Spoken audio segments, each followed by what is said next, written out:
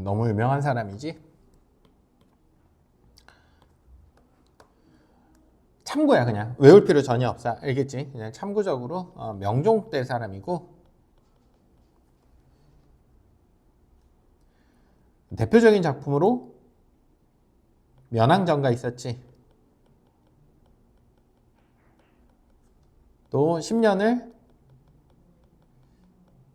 경영하여, 이런 작품들을 우리 아직도 만나볼 수 있는 사람이다. 그래서 이게 이제 사실 작품 제목이 있어. 얘는 자상, 특사, 황국. 황국이 국화거든. 노란 국화꽃, 옥당가. 그냥 참고적으로만 알아도 여기까지는. 그래서 임금님이, 이게 무슨 뜻이냐면 임금이 궁에 있는 국화를 이렇게 꺾어가지고 자기가 있는 곳에 보내준 거야. 그것을 임금이 요거 노래로 지어서 한번 나한테 들려줘 볼 수 있겠니? 라고 했을 때 그거를 노래로 만들어서 임금님한테 들려드렸다는 이야기가 있는 노래거든. 그 임금이 국화를 꺾어서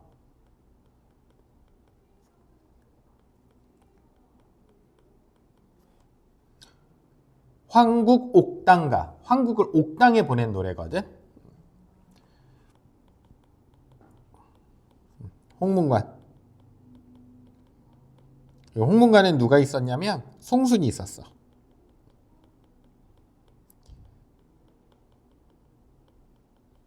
그리고 노래를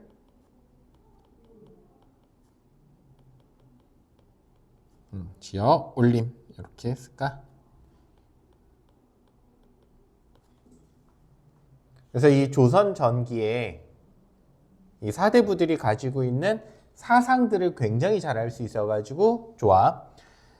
얘 같은 경우는 유교적이고, 우리 얘네들 같은 경우에는 굉장히 자연, 사랑. 그래서 선생님이 아까 얘기했던 시조들이 가지고 있는, 가사들이 조선 전기에 가지고 있었던 대표적인 특징들.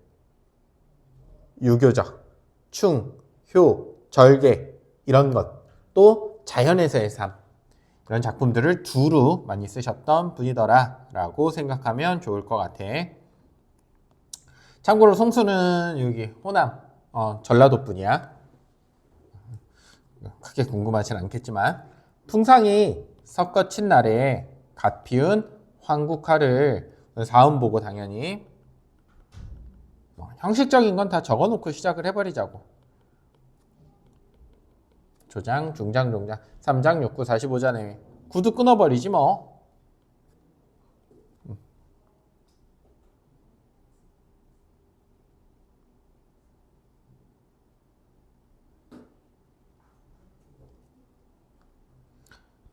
풍상이 섞어친 날에 풍상 상자 서리상, 그래서 바람과 서리, 실현을 의미하겠네. 계절도 알 수 있네. 계절은 언제니? 서리 치면 가을이야. 국화 가을이야.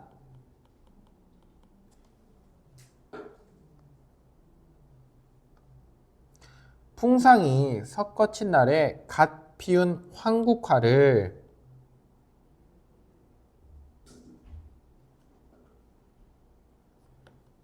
서리를 이기고 핀 국화가 되겠네. 색채적이고.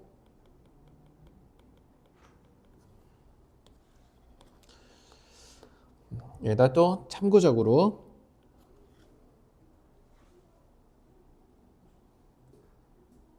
시간이 생각보다 많이 걸리네.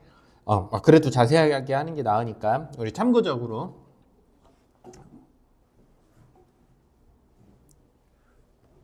추우면 에어컨 꺼줄까? 아니야, 괜찮아. 우리 참고적으로 조선시대에 이 시조 작품에 나오는 절개를 상징하는 거 가장 크게 대표적인 거 4개 뭐뭐 있니? 봄에는 매화, 여름부터 뭐 겨울까지 뭐 사계절 거의 가리지는 않지만 대나무, 가을에는 국화, 겨울에는 보통 소나무 이렇게 많이 나와. 이게 뭐를 상징한다? 조선시대의 지조와 절개를 상징해. 근데 이런 지조와 절개가 잘 생각해봐. 굉장히 평화로울 때 내가 나라를 위해서 나라를 구하려고 해도 구할 필요가 있어? 없어? 없어. 내 몸을 희생해서 나라를 지키려고 해도 나라를 지킬 필요가 없어. 평화로우면. 그럼 보통 이런 지조와 절개가 필요할 때는 이별을 했을 때, 위기가 있을 때, 이럴 때 필요하잖아. 그러니까 반드시 얘네들은 뭐랑 같이 나오냐면 시련이랑 같이 나와. 소나무의 대표적인 시련이 뭐겠니? 겨울이니까. 눈이 되겠지. 이걸 좀 머릿속에 잘 넣어두고 풀어버리자고. 그러면 소나무는 왜 지조와 절개를 상징하게 되었을까? 푸르르니까 눈이 와도. 겨울이 돼도. 다른 나무들은 다 죽어가는데 얘만 푸르르잖아.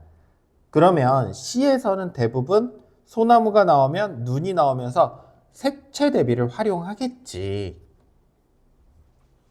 애초에 그렇게 생겨 먹은 거니까. 그래서 지조와 절개를 상징하게 되었으니까. 매화도 마찬가지로 뭐가 시련이야? 눈이 시련이지.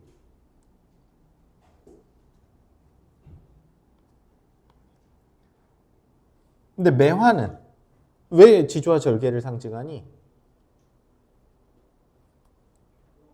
선생님 올해 1월 20일에 그 상하이 갔다 왔거든? 상하이 가봤니? 상하이의 대표적인 우리나라 유적지가 2곳이 있어. 뭐랑 뭐 있는지 아니?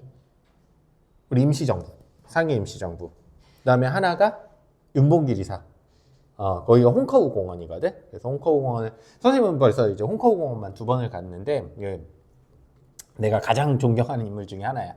그래서 갔는데 그 윤봉길 의사의 호가 매헌이거든. 뭐를 뜻하냐면 매자가 매화를 뜻해. 그래서 그 중국 사람들도 윤봉길 의사를 진짜 좋아해. 그리고 거기를 되게 잘 꾸며놨어. 그래서 그 매헌 주변에, 그러니까 그 윤봉길 의사 기념관 주변을 매화 나무로 쭉 채워놨거든. 1월 20일에 선생님이 갔는데 거기 매화 폈더라고. 벌써. 그러니까 이 매화는 뭐냐면 겨울을 이겨내고 처음으로 핀 딱 꽃이야. 알겠지? 그러니까 이 매화는 눈 속에서 피는 꽃이거든. 그거를 이미지를 잘 생각해야 돼. 눈 속에서 이렇게 펴. 매화 하얀색도 있고 빨간색도 있고 이런데 눈 속에서 이렇게 펴. 그래서 얘가 향이 싹 하구나. 매화 향이.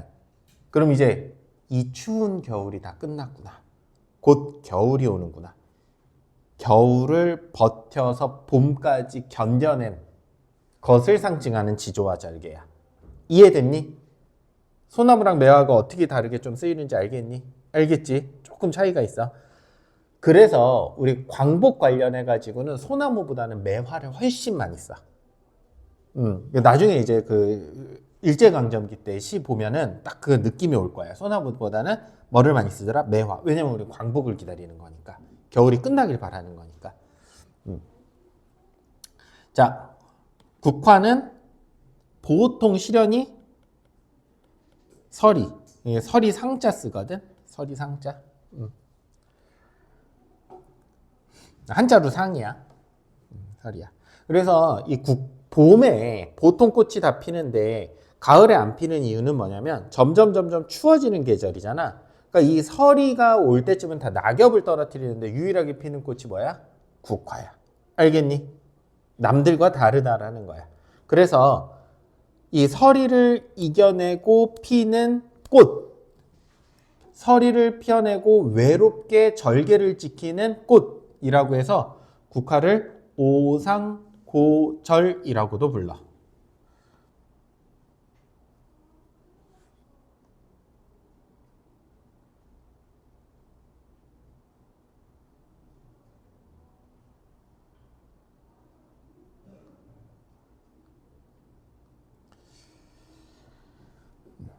자, 다시 와보자. 그러니까 여기 풍상 나왔네. 시련이 있고 그걸 이겨내고 핀 꽃 나왔고 여기서 국화 뜻하는 거 사자성어 찾으라고 하면 오상고절 골라낼 수 있겠니 이제?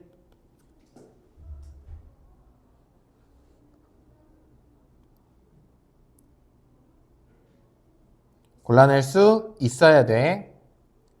황국화를 그래서 그걸 이제 좀 그런 의미가 담겨 있는 거를 보냈네.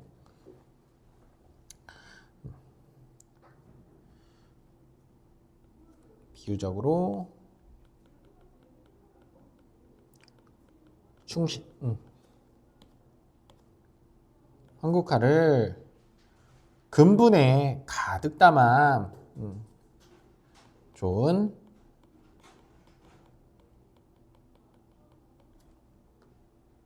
옥당에 보내오니 누가 누구에게?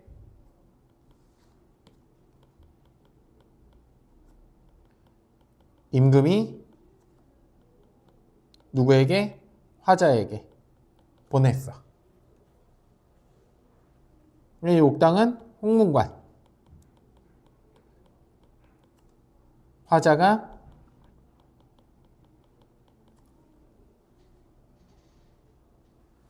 일한 곳.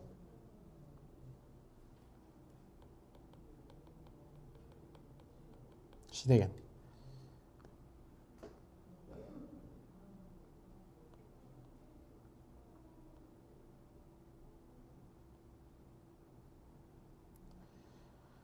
도리야. 도리. 말을 건네는 어투. 뭐 의인도 괜찮고 말을 걸내고 있으니까.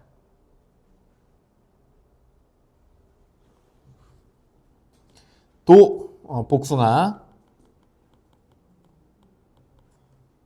이가 오얏나무 이라는 뜻인데 그냥 뭐 자두꽃 정도.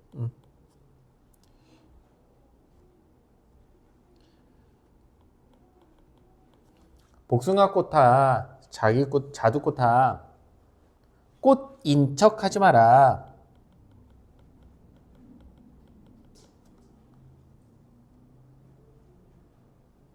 명령이네.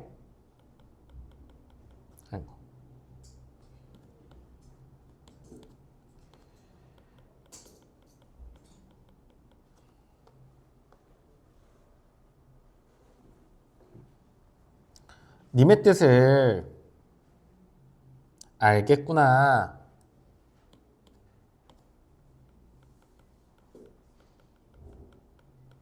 임은 임금이 되겠지.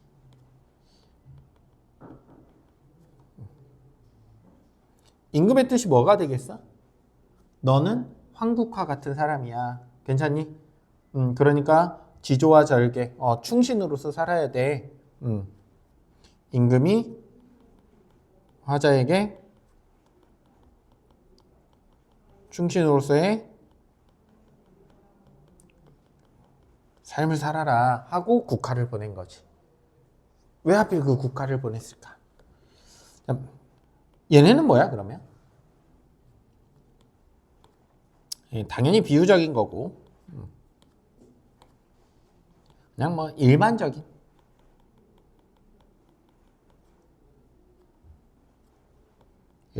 신하, 뭐 소인배, 뭐 간신 이렇게 나와도 괜찮아. 왜? 얘네는 그냥 봄에 폈다가 봄에 지는, 다시 말해서 큰 시련 없이 폈다가 때가 되면 지는 그냥 평범한 별거 아닌. 그러니까 이 진짜 꽃은 뭐라는 거야? 이 황국화 같아. 시련을 이겨내고 피는 꽃이 진짜 꽃이구나. 이렇게 이야기하고 있네. 어렵지 않지? 다 이해됐지? 자, 정리 한번 해보시고. 얘가 조금 어려워. 조금 헷갈릴 수 있어.